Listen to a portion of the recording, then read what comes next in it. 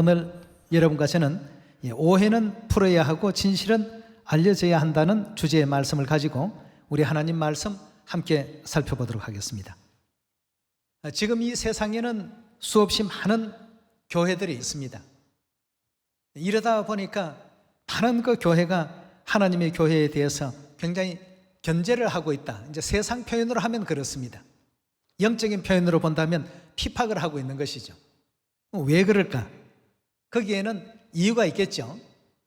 우리 하나님의 교회는 한마디로 정리한다면 바로 예수님께서 세우신 그 교회 아니겠습니까?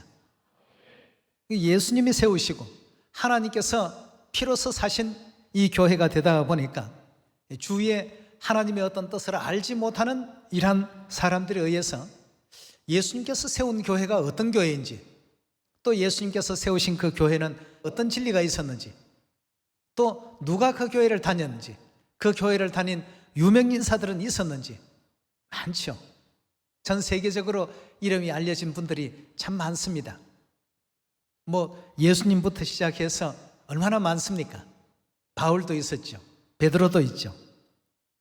이런 것을 우리가 얘기하지 아니하고 전하는 이 없으니까 들어보지를 못했고, 듣지 못하니까 우리 하나님의 교회에 대해서 또 반사회적인 그런 교회는 아닌가 하고 오해를 하는 사람들이 가끔 있습니다. 그러나 하나님의 교회를 비방한다는 것은 예수님을 비방하고 또 하나님의 교회를 세우신 예수님을 비판하는 것이다. 이것과 같은 말이라고 볼 수가 있겠습니다. 그래서 오늘 우리 하나님의 교회에 대해서 우리가 조금 더 자세히 알고 우리가 우리 것을 알아야 또 이 복음을 전파하는 데 있어서 오해를 또 풀어줄 수가 있지 않겠습니까? 우리 주위에 있는 사람들, 아직도 우리 하나님의 교회를 잘 알지 못하는 사람들에게 진실을 알리고 또 잘못된 그 오해는 풀어줄 수 있는 그런 우리 모두가 되어야 되겠습니다. 마태복음 16장 13절의 말씀 함께 보겠습니다. 예수께서 가이사랴 빌립보 지방에 이르러 제자들에게 물어 가라사대 사람들이 인자를 누구라 하느냐고 했습니다. 2000년 전 예수님께서 사람들이 예수님을 어떤 시선으로 보는지에 대해서 먼저 질문을 했습니다. 14절의 말씀 보시면 가로되 들으는 세례요한 즉 침례요한, 들으는 엘리야, 어떤 이는 예레미야나 선지자 중에 하나라 하나이다. 가라사대 너희는 나를 누구라 하느냐? 시몬 베드로가 대답하여 가로되 주는 그리스도시요 살아계신 하나님의 아들이시니이다. 다시 말해서 바로 이사야 9장 6절에 등장하고 계신 전능하신 하나님이요 영존하시는 아버지십니다라는 이런 뜻으로 하나님의 아들이시니이다라고 이렇게 베드로가 표현을 했습니다. 다시 말하면 베드로의 그 신앙 안에는 육체를 입고 오신 하나님을 믿는 그 신앙이 있었다는 뜻입니까? 없었다는 뜻입니까? 있었습니다. 그럼 예수님께서 그런 신앙을 가지고 있는 베드로에 대해서 어떻게 그 축복하시고 상급 주셨는지 17절에 계속 봅니다. 예수께서 대답하여 가라사대 바요나 시모나 내가 무엇이 있다고요? 육체로 오신 하나님을 올바르게 깨닫고 있으니 너야말로 참 복받은 사람이구나. 이렇게 지금 축복하고 계시는 장면입니다. 2000년 전 이 땅에 오셔서 친히 그 같은 가르침을 육체를 입고 이 땅에 오신 성육신 하신 하나님 부분을 또 교훈도 하시고 또 요한복음 10장 30절의 말씀 보시면 친히 많은 어떤 대중들 앞에서도 그 같은 가르침의 말씀을 또 설파하시기도 하시고 이 제자들은 그런 가르침을 받고 있으니까 주는 그리스도시요 살아계신 하나님의 아들이시니다. 이 아들이라고 했지 언제 하나님이라고 했느냐 하고 어떤 사람은 그런 얘기를 하는데 삼위일체에 대한 그 내용을 잘 이해하지 못할 때 이제 그런 얘기를 합니다. 이사야 9장 6절에 보면 한 아들이 우리에게 나신 바 되었는데 그 이름은 기묘자라 모사라 전능하신 누구라고요? 예.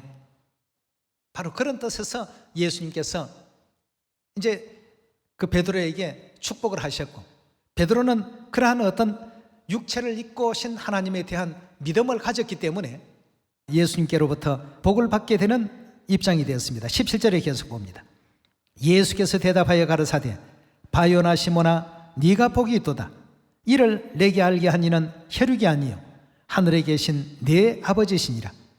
또 내가 내게 이르노니 너는 베드로라. 내가 이 반석 위에 뭘 세우겠다고요? 내 교회를 세우겠다고 했습니다. 어떤 자들을 복주는 교회로 세우시느냐 하면 베드로처럼 육체를 입고 이 땅에 오신 그 하나님을 믿는 신앙을 가진 그 사람들을 축복하는 교회를 세우신다고 했습니다. 내 교회를 세우리니 음부의 권세가 이기지 못하리라. 그리고는 무엇까지 더물어 주셨습니까? 19절의 말씀 보시면 내가 천국 열쇠를 내게 주리니 너가 땅에서 무엇이든지 매면 하늘에서도 매일 것이요 너가 땅에서 무엇이든지 풀면 하늘에서도 풀리리라 하시고 이에 제자들을 경계하사 자기가 그리스도인 것을 아무에게 이르지 말라 하시니라 하고 했습니다. 자, 2000년 전에 이 땅에 오신 예수 그리스도께서 그 사람들이 예수님을 어떻게 알고 있는가를 질문하셨고 또 제자들에게 질문하실 때 너희는 나를 누구라고 지금 믿고 있고 알고 있고 따르고 있느냐 라고 하니까 바로 하나님이십니다. 네가 참 복이 있도다. 이것을 내게 알게 하니는 혈육이 아니다.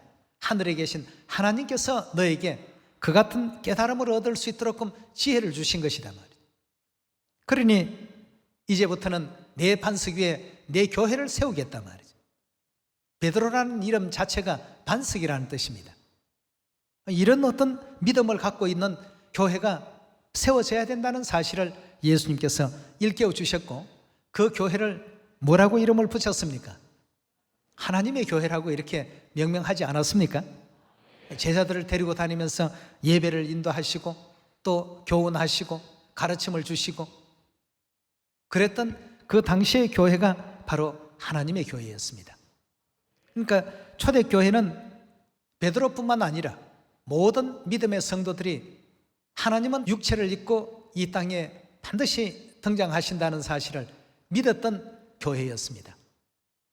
그 교회를 복주시고 그 교회를 축복하시면서 내가 반석 위에 내 교회를 세울 것이다. 음부의 권세가 절대 이 교회를 이길 수가 없을 것이다. 이렇게 이제 예수님께서 분명한 예언과 약속을 남겨놓으신 교회입니다. 그럼 오늘 왜 이 베드로와 예수님의 이 관계를 여러분들에게 먼저 보여드렸냐 하면 이 관계를 잘 이해하셔야만 오늘날 우리 하나님의 교회가 예수님께서 친히 세우신 교회가 분명하다는 성경의 수많은 그 증거를 확인할 수 있기 때문입니다. 자, 우리 그 내용을 지금부터 하나씩 찾아가 보도록 하겠습니다. 오늘 우리가 안식일 지키고 있습니다. 자, 누가복음 23장에 가서 초대교회 예수님을 따랐던 사람들이 지켰던 안식일 장면부터 살펴보도록 합시다. 23장 50절입니다. 공회 의원으로 선하고 의로운 요셉이라 하는 사람이 있으니 저희의 결의와 행사에 가타하지 아니한 자라. 그는 유대인의 동네 아리마대 사람이요 하나님의 나라를 기다리는 자르니 빌라도에게 가서 예수의 시체를 달라 하여 이를 내려 세마포로 사고 아직 사람을 장사한 일이 없는 바위에 판 무덤에 넣어두니 이날은 예비일이요 안식일이 거의 되었더라. 갈릴리에서 예수와 함께 온 여자들이 뒤를 쫓아 그 무덤과 그의 시체를 어떻게 둔 것을 보고 돌아가 향품과 향유를 예비하더라. 계명을 쫓아 어떻게 했습니까? 안식일에 쉬더라고 했습니다. 이 안식일 계명을 하나님의 교회는 어떻게 했던 것입니까? 예, 지키고 있었습니다. 안식일 지키는 거 이상하다, 뭐 유월절 지키는 것 이상하다라고 한다면 예수 그리스도의 모든 그 교훈을 행하신 모든 그 행적을 완전히 무시해버리는 이런 어떤 그 결과가 다를 바가 없다는 것을 우리 모두가 알아야 되겠습니다. 그럼 초대교회 당시에 우리 하나님의 교회의 모습은 바로 누가복음 23장에 기록되어 있는 이 내용과 같이 안식일이라는 그 계명을 지켜왔던 이와 같은 교회였습니다. 계명을 쫓아 안식일에 쉬었더라 하고 이렇게 표현하고 있습니다. 그럼 단지 쉬기만 했을까요? 안식일에 예수님께서 뭘 하셨습니까? 누가복음 4장 16절의 말씀 보시면 회당에 들어가서 예배드렸던 내용 기억나지 않습니까? 사도행전 17장에도 사도 바울이 회당에 들어가서 뭘 했습니까?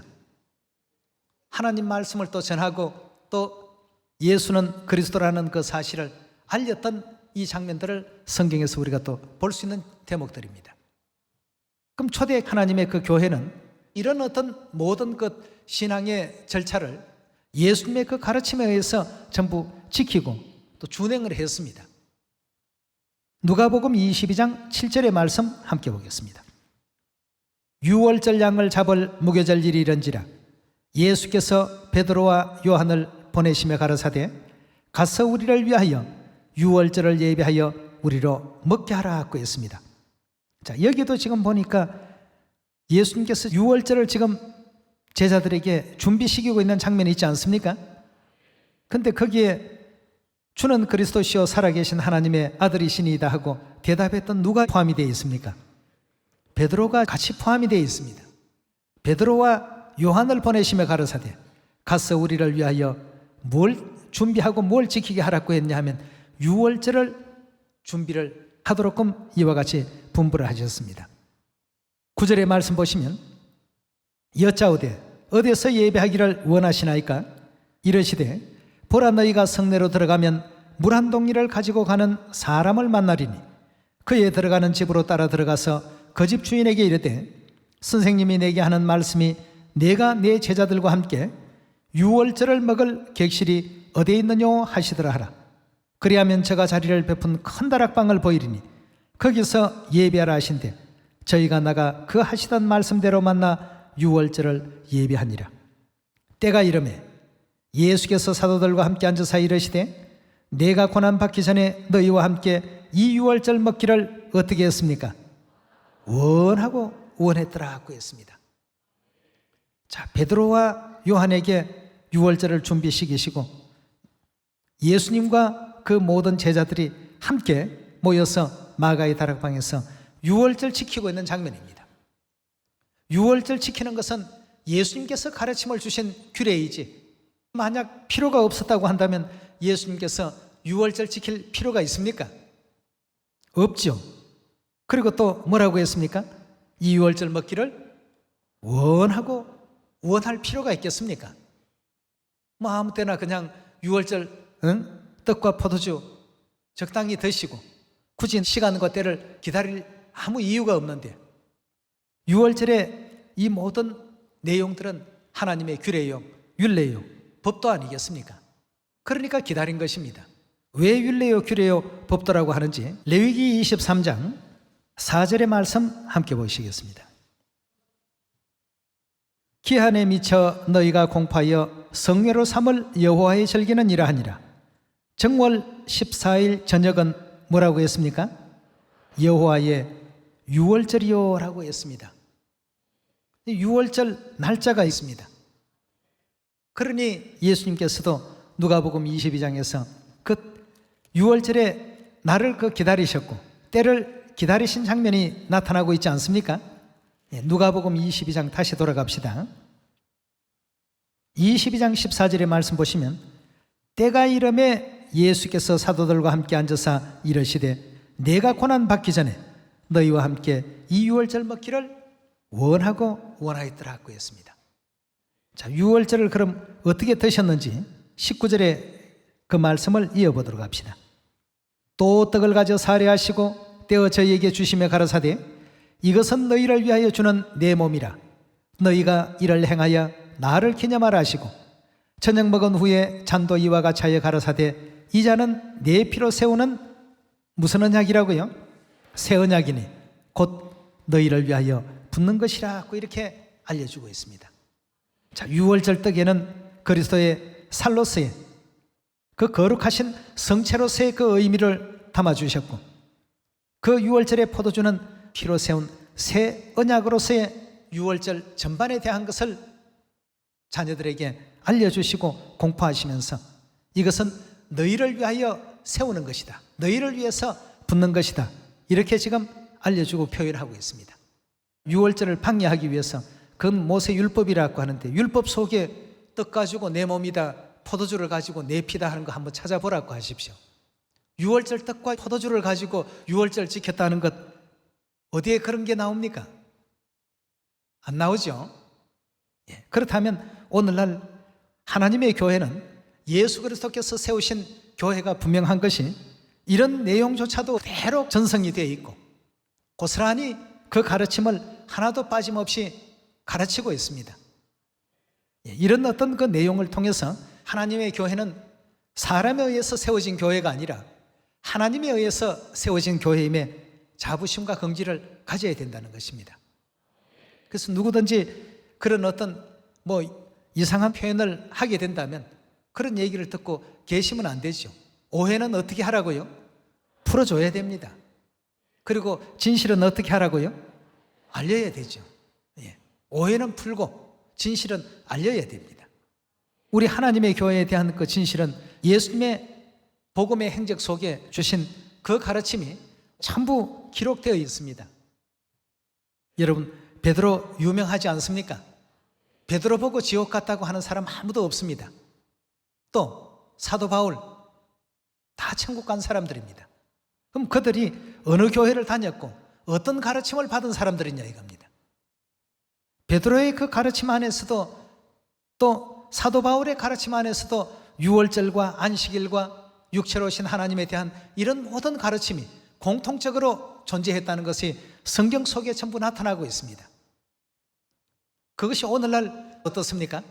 우리 안에 유월절이 있고 우리 안에 안식일이 있고 우리 안에 육체로 오신 하나님에 대한 신앙이 존재하고 있지 않습니까?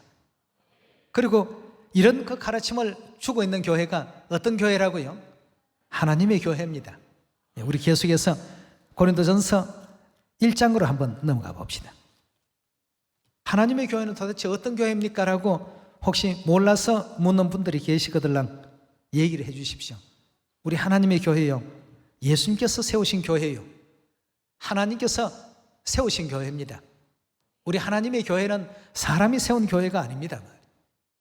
그렇기 때문에 사람의 어떤 법을 따르지 않고 하나님께서 정하신 그 새 언약의 법을 잘 지키고 있는 교회요, 예수님께서 2000년 전에 오셔서 세워주신 그 모든 율례와 법도가 그대로 보존되고 있는 교회입니다. 한번 그 오리지널 진리가 어떤 것인지 와서 한번 들어보십시오. 이렇게 전하면 되겠죠? 고린도전서 1장입니다. 1장 1절의 말씀 보시면 하나님의 뜻을 따라 그리스도 예수의 사도로 부르심을 입은 바울과 및 형제 소스대네는 고린도에 있는 어떤 교회라고 했습니까? 바울이 하나님의 교회에 몸담고 있는 분이었습니다. 그렇다면 하나님의 교회에 몸담고 있었다는 얘기를 11장에 가서 우리 한번 확인해 보도록 합시다. 고린도전서 11장 1절입니다. 내가 그리스도를 본받는 자 된 것 같이 너희는 나를 본받는 자 되라. 너희가 모든 일에 나를 기억하고 내가 너희에게 전하여 준 대로 그 유전을 너희가 지킴으로 너희를 칭찬하노라. 그러나 나는 너희가 알기를 원하노니 각 남자의 머리는 그리스도요 여자의 머리는 남자요 그리스도의 머리는 하나님이시라. 무릇 남자로서 머리에 무엇을 쓰고 기도나 예언을 하는 자는 그 머리를 욕되게 하는 것이요 무릇 여자로서 머리에 쓴 것을 벗고 기도나 예언을 하는 자는 그 머리를 욕되게 하는 것이니 이는 머리 민 것과 다름이 없습니다. 만일 여자가 머리에 쓰지 않거든 깎을 것이요 만일 깎거나 미는 것이 여자에게 부끄러움이 되거든 설지니라. 자, 여러분, 오늘날 수급 문제를 가지고 이렇게 가르치고 있는 교회가 어느 교회입니까? 남자는 서지 않고 여자는 선다. 10절에 계속 보도록 하겠습니다. 이러므로 여자는 천사들을 인하여 권세 아래 있는 표를 그 머리 위에 둘지니라 하고 했습니다. 여자라면 반드시 권세 아래 있다는 그 표를 머리에 둘지니라. 15절의 말씀 보겠습니다. 만일 여자가 긴 머리가 있으면 자기에게 영광이 되나니 그 머리는 서는 것을 대신하여 주신 영권이라. 변론하려는 태도를 가진 자가 있을지라도 우리에게나 하나님의 모든 교회는 이런 규례가 없나니라 하고 했습니다. 그럼 이 문제는 여러분도 잘 알다시피 고린도 여인들이 남녀 평등 사상을 주장하면서 남자는 서지 않는데 왜 우리 여자들만 서야 되느냐, 하나님의 뜻을 잘 알지 못하고 그런 이제 발언을 했습니다. 그리고 수건 서는 문제에 대해서 여자의 어떤 그 수건을 벗는 것이 어떠냐 하는 이와 같은 주장들이 이제 나왔기 때문에 사도 바울이 그렇지 않다, 여자가 수건을 벗고 기도나 또 예배를 하는 그런 법은 어떤 하나님의 교회에도 없다, 이렇게 지금 알려주고 있습니다. 자, 그렇다면 좀 전에 우리가 보았던 안식일을 지키고 머리에 수건을 쓰고 이 가르침이 전부 어느 교회에서부터 나온 것입니까? 하나님의 교회에서 나온 것입니다. 또 한번 보도록 할까요? 23절의 말씀 보도록 합시다. 내가 너희에게 전한 것은 주께 받은 것이니, 바울이 개인적인 어떤 의견이나 개인적인 어떤 가르침이 아니다는 것을 강조하기 위해서 내가 너희에게 전한 것은 주께 받은 것이다, 주께 받은 것을 그대로 지금 전하고 있다 라고 이렇게 표현하고 있습니다. 내가 너희에게 전한 것은 주께 받은 것이니 곧 주 예수께서 잡히시던 밤에 떡을 가지사 축사하시고 떼어 가라사대 이것은 너희를 위하는 내 몸이니 이것을 행하여 나를 기념하라 하시고 식후에 또한 이와 같이 잔을 가지시고 가라사대 이 잔은 내 피로 세운 새 언약이니 이것을 행하여 마실 때마다 나를 기념하라 하셨으니 라고 했습니다. 자, 이 장면은 무슨 장면입니까? 자, 유월절 지키는 그 장면을 사도 바울이 고린도인들에게, 고린도 지역 하게 되면 이스라엘 나라가 아닌 이방 지역입니다. 그 이방 나라의 유월절을 지금 전하고 있습니다. 누가복음 22장에 있는 그 장면을 그대로 지금 전하고 있습니다. 자, 그렇다면 이와 같은 가르침이 있었던 교회가 어떤 교회인지 22절에서 잠깐 한번 보도록 하겠습니다. 너희가 먹고 마실 집이 없느냐?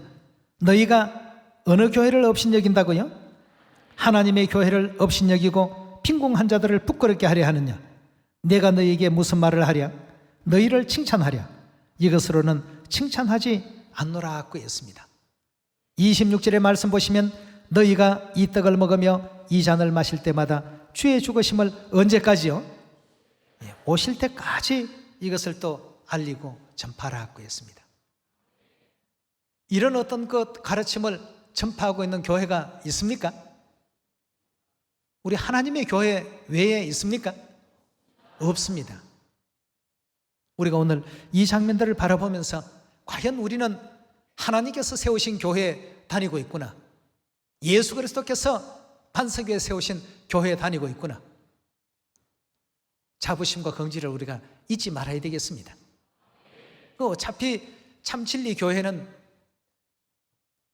어떤 사단의 세력으로부터 회방을 받고 또 공격을 받도록끔 성경에 그렇게 예언이 되어 있었는데, 하나님께서는 저들의 어떤 회방에 놀라지 말라, 내가 끝까지 너희를 도울 것이고 너희와 함께 할 것이다, 이렇게까지 약속의 말씀을 주셨던 것입니다. 그래서 우리 하나님의 교회에서 지키는 모든 율례, 모든 그 규례, 모든 신앙적인 어떤 그 가르침은 전부 하나님께로부터 나온 것이고 하나님의 가르침에 의해서 이루어진 것이라는 것을 우리가 더욱더 확신을 갖고서 자부심과 긍지를 더 갖는 우리가 되어야 되겠습니다. 예수 그리스도께서 베드로가 배웠던 걸 그대로 지금 우리가 배우고 있고, 바울이 배운 것을 그대로 우리가 배우고 있고, 요한이 배운 것을 그대로 지금 배우고 있습니다. 그렇지 않습니까? 그러니 우리 교회의 이름이 당연히 하나님의 교회죠. 하나님의 교회로서 하나님께서 이렇게 또 정해 주시고 또 세워 놓으셨고, 이런 진리의 가르침을 우리 속에 또 두신 것에 대해서 다시 한번 영광과 감사를 또 돌릴 수 있는 우리가 되어야 되겠습니다. 아직도 하나님의 교회에 대해서 세상이 잘 알지 못하고 있는 부분이 많습니다. 일요일이 당연한 것 같고 크리스마스가 당연한 것처럼 이렇게 얘기를 하고 있는데, 그 오해들을 전부 풀어야 됩니다. 그 오해를 전부 풀어야 되겠고 진실을 알려야 되겠죠. 그 다음 우리 사도행전 2장 열어보도록 합시다. 사도행전 2장 1절입니다. 오순절 날이 이미 이르매 저희가 다 같이 한 곳에 모였더니 호련히 하늘로부터 급하고 강한 바람 같은 소리가 있어 저희 앉은 온 집에 가득하며 불의 혀같이 갈라지는 것이 저희에게 보여 각 사람 위에 임하였더니 저희가 다 성령의 충만함을 받고 성령이 말하게 하심을 따라 다른 방언으로 말하기를 시작하더라고 했습니다. 자, 여기에 지금 보니까 사도들과 예수님의 그 가르침을 따랐던 초대교회 성도들이 뭘 지킨 장면이 나옵니까? 오순절도 지키고 유월절도 지키고 안식일도 지키고 여자는 머리에 수건도 쓰고 유월절 하나님께서 새 언약이라고 알려주셨다 가르치는 교회가 어느 교회입니까? 그렇다라고 한다면 우리가 가지고 있는 이 진리에 대해서 우리 모두는 자부심과 긍지를 가질 필요가 있지 않습니까? 이걸 받아들이면 축복이요, 받지 아니하면 복덩어리를 내다 던지는 것과 똑같은 거니까 이 축복을 우리 이웃에게도 우리 가정에서 아내에게나 남편에게도 또 자녀들에게도 이렇게 전파해서 더 많은 자랑을 할 줄 아는 우리가 되어야 되겠습니다. 주신 말씀들을 듣기만 하는 우리가 될 것이 아니라 들은 내용들이 전부 새겨져서 우리 복음을 다 이제 전파되어야 되겠고 활용이 되어야 되겠습니다. 예수님의 가르침을 들었던 모든 사도들은 그 배운 것을 그대로 주위에 있는 모든 사람들에게 전파하고 알렸습니다. 우리도 역시 그래 해야 되겠습니다. 마태복음 우리 13장으로 넘어갑시다. 마태복음 13장 24절의 말씀 봅시다. 예수께서 그들 앞에 비유를 베풀어 가르사대 천국은 좋은 씨를 제밭에 뿌린 사람과 같으니 사람들이 잘 때 누가 왔다고 했습니까? 그 원수가 와서 곡식 가운데 무엇을 덧뿌렸습니까? 가라지를 덧뿌리고 갔더라고 했습니다. 자, 그러면 원수는 누구고 가라지는 누군지 우리가 좀 아셔야 되겠죠? 26절입니다. 사기나고 결실할 때 가라지도 보이거늘 집주인의 종들이 와서 말하되 주여 밭에 좋은 씨를 심지 아니하였나이까? 그러면 가라지가 어디서 생겨나이까? 주인이 가로되 가라지가 그 생긴 이유는 누가 그렇게 했기 때문이라고요? 원수가 이렇게 하였구나. 원수는 누구지요? 결국 가라지를 심어 놓은 것은 마귀가 심었지 하나님께서 하신 일이 아니다 이겁니다. 그럼 오늘날 안식일이나 3차의 7개 절기는 누가 심으신 겁니까? 하나님께서 전부 하나님의 것이다 하고 그 앞에 이름표를 전부 달았습니다.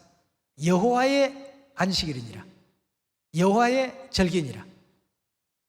그러니까 예수님께서도 인자는 안식일의 주인이라고까지 말씀하지 않았습니까? 전부 하나님의 것이라는 것으로 전부 명찰을 붙였는데 오늘날 성경 속에 전혀 근거 없는 일요일이며 근거 없는 크리스마스며 근거 없는 많은 그 교리들이 교회 안을 완전히 지금 잠식하고 있습니다. 누가 그렇게 했다고요? 하나님께서 하신 것이 아니라고 했습니다. 내가 그렇게 한 것이 아니다. 원수가 이렇게 하였구나. 28절에 계속 봅니다. 종들이 말하되 그러면 우리가 가서 이것을 뽑기를 원하시나이까? 주인이 가로되 어떻게 하라고요? 가만두라고 했습니다. 가만두어라. 가라지를 뽑다가 곡식까지 뽑을까 염려하노라. 둘 다 어느 때까지요? 추수 때까지 함께 자라게 그냥 내버려 두라고 했습니다. 가라지는 가라지대로 크도록 놔두고 알곡은 알곡대로 성장하도록 내버려 두라. 추수 때 내가 추수꾼들에게 말하기를 가라지는 먼저 거두어 불사르게 단으로 묶고 곡식은 모아 내 곡간에 넣으라 하리라 하고 했습니다. 비유를 예수님께서 설명해 주시는 장면을 우리 한번 자세히 들어보도록 합시다. 36절로 넘어갑니다. 이에 예수께서 무리를 떠나 집에 들어가시니 제자들이 나와 가로되 밭의 가라지의 비유를 우리에게 설명하여 주소서. 대답하여 가라사대 좋은 씨를 뿌리는 이는 인자요 밭은 세상이요 좋은 씨는 천국의 아들들이요 가라지는 악한 자의 아들들이요 가라지를 심은 원수는 누구라고요? 마귀요. 추수 때는요 세상 끝이요 추수꾼들은 천사들이니 그런즉 가라지를 거두어 불에 사르는 것 같이 세상 끝에도 그러하리라.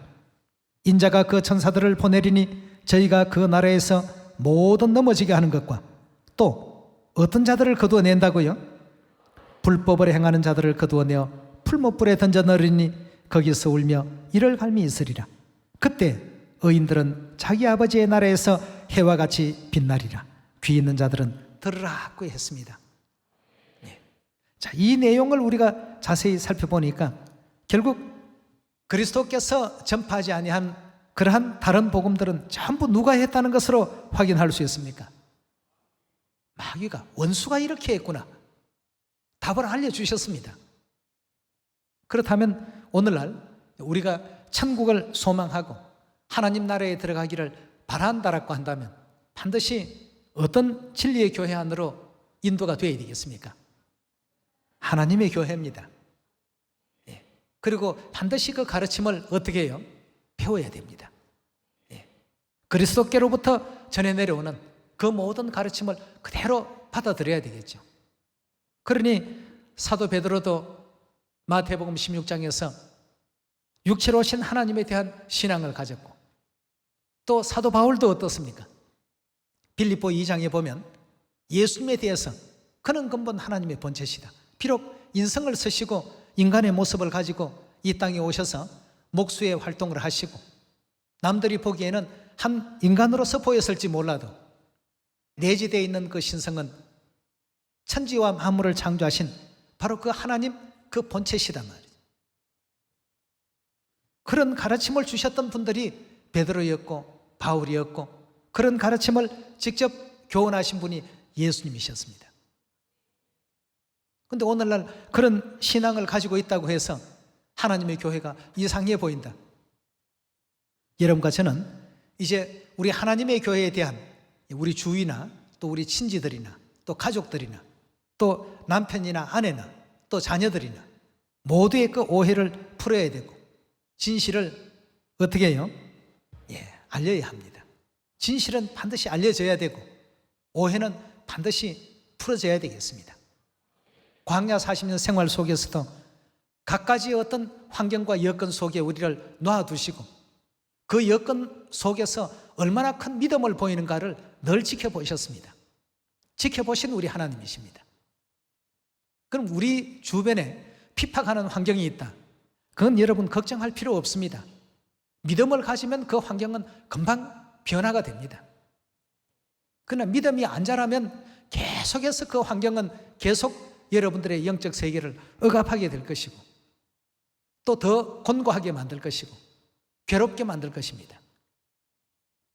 이 점들을 다시 우리 한번 생각하면서 장차 이 땅 위에 강림하실 아버지를 기다리고 호산나 찬양하면서 영광 중에 맞이할 수 있는 우리 시온 자녀들이 다 되기를 바라겠습니다. 감사합니다.